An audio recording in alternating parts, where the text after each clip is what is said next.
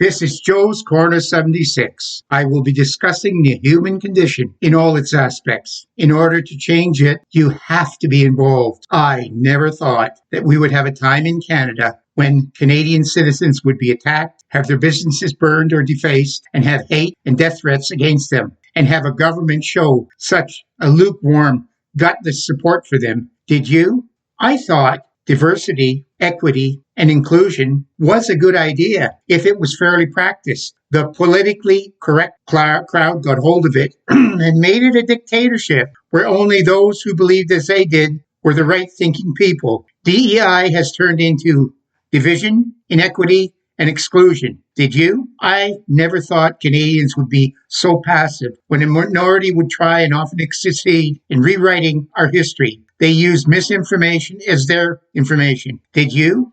I never thought that we would see Canadians being told that whites are racist, colonizers, and members of the patriarchy who are oppressors. Canadians have problems, but we acknowledge them and work hard to change them. I think most of us believe that a person's character, not color, is how a person should be judged. Did you? I thought that immigration was good and is good for the country. This is what has made Canada so prosperous. In the past, we welcomed immigrants in levels that allowed us to integrate them into Canada's society and economy without causing chaos. We always strove to let them clearly know about our values. This mass immigration now has caused housing, health care, and a requirement of more resources than we have. We need a national referendum on immigration. Did you?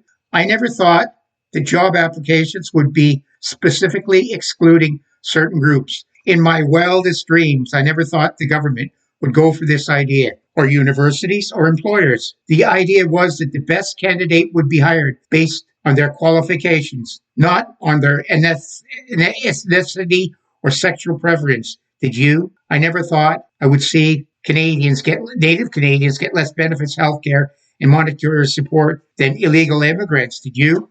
I never thought a Canadian Prime Minister would state that Canada has no identity or culture and that globalism is its core value. I know we have core values, a national character formed through military struggle, economic struggle, and a common acceptance and support of free speech, freedom of religion, and the right to change the government by vote, not violence. Did you? I never thought Prime Minister and a political party would actively pit region against region and ethnic groups against each other, creating a nation of tribes in order to retain power. Canada is being polarized by identity politics.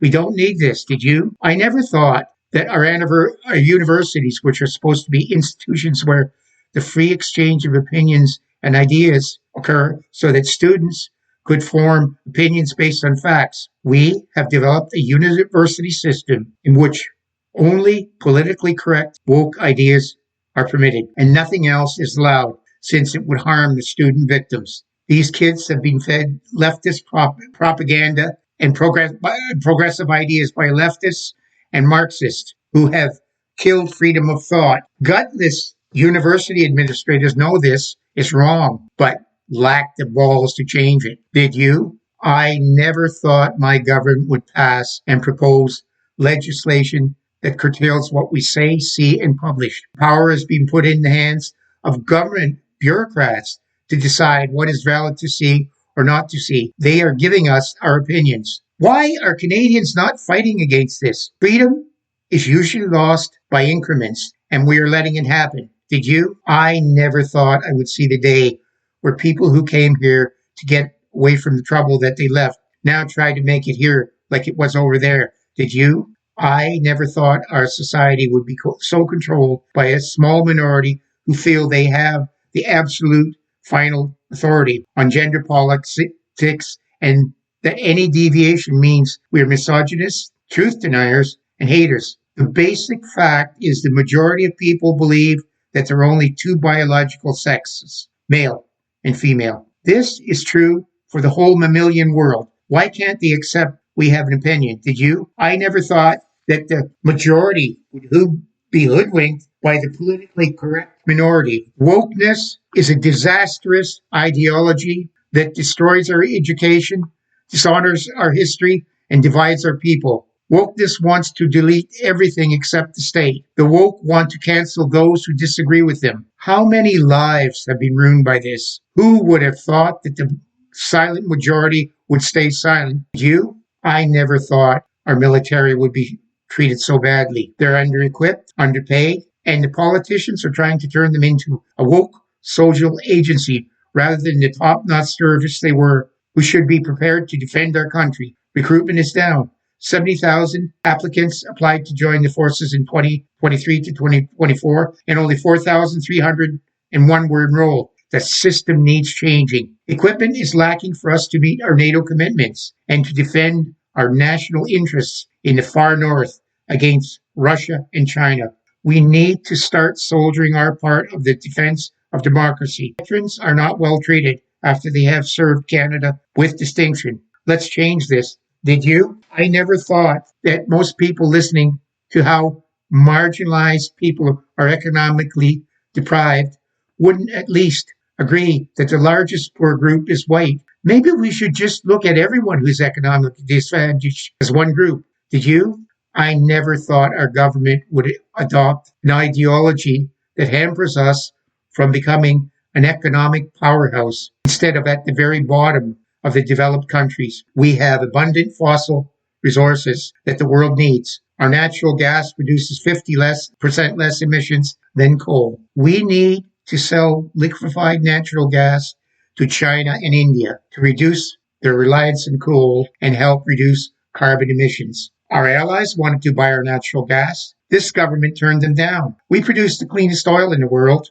Why are we importing dirty oil from overseas instead of building pipelines for Canadian oil? They have cost us billions in revenue. These actions need to finance our social and health programs. Did you? I never thought the government would care more about criminals than victims. The catch and release of dangerous criminals has got to stop now.